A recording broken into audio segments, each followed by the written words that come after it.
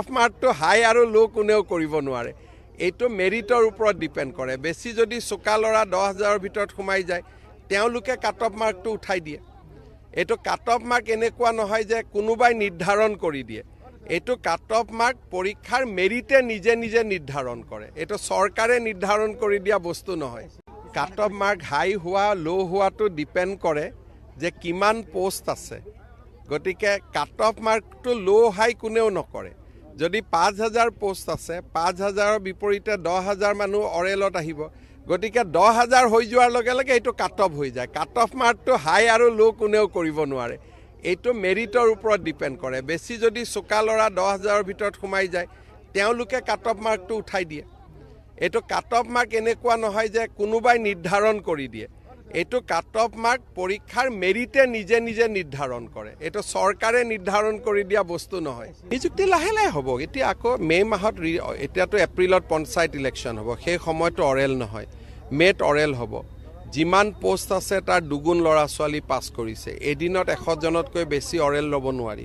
1.5 মাহ অৰেল চলিব গতিকে জুনৰ মাহটো অৰেলত যাব এতিয়া মই মুখত কোনো ডেট দিব খোজা নাই তেতিয়া আকৌ মানুহে ক'ব আপুনি জুলাই বুলি কৈছিল কিজানি জুলাই নহয় আগষ্টতো হ'ব পাৰে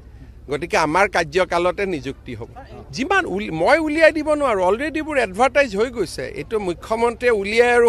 সুমুৱাই দিব নোৱাৰে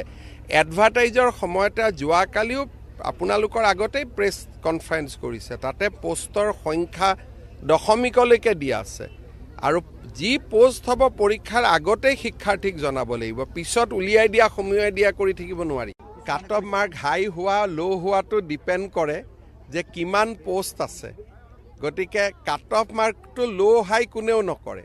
যদি 5,000 পোষ্ট আছে 5,000ৰ বিপৰীতে 10,000 মানুহ অৰেলত আহিব গতিকে 10,000 হৈ যোৱাৰ লগে লগে এইটো কাট অফ হৈ যায় কাট অফ মাৰ্কটো হাই আৰু ল' কোনেও কৰিব নোৱাৰে এইটো লোকক অভিনন্দন জনাইছোঁ যাতে অৰেলৰ বাবে তেওঁলোক সাজু হ'ব পাৰে আৰু যিসকলে পাছ নকৰিব আমি পুনৰ এই বছৰৰ শেষৰ ফালে নতুন বিজ্ঞাপন দিয়াৰ বাবে চেষ্টা কৰিম আপোনালোকে আৰু এবাৰ পৰীক্ষাত অৱতীৰ্ণ হ'ব আৰু লগতে অসমত উদ্যোগসমূহো আহিব মুখ্যমন্ত্ৰীৰ আত্মনিৰ্ভৰ অসম অভিযানো আছে আমি নিজকে তৃতীয় আৰু চতুৰ্থ বৰ্গত নহ'লেও বেলেগ ধৰণে পাছ কৰি বেলেগ ধৰণেও জীৱন সফল কৰাৰ বাবে আমি প্ৰচেষ্টা কৰিম যিসকলে নাপাব অহাবাৰ পৰীক্ষাৰ বাবে আৰু প্ৰচেষ্টা চলাব মন বেয়া নকৰিব আৰু সকলোৱে যিসকলে পাব তেওঁলোকৰ কৃতিত্বক লৈ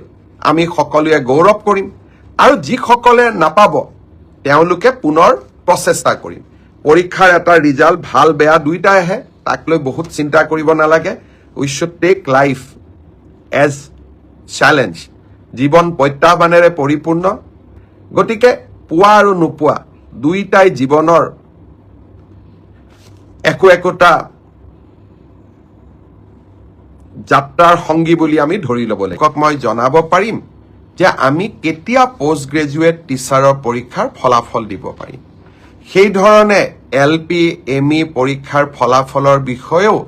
আজি যেনেকৈ অসম আৰক্ষীৰ বিষয়ে মই একেলগে জনাইছোঁ 11 মাৰ্চৰ পিছত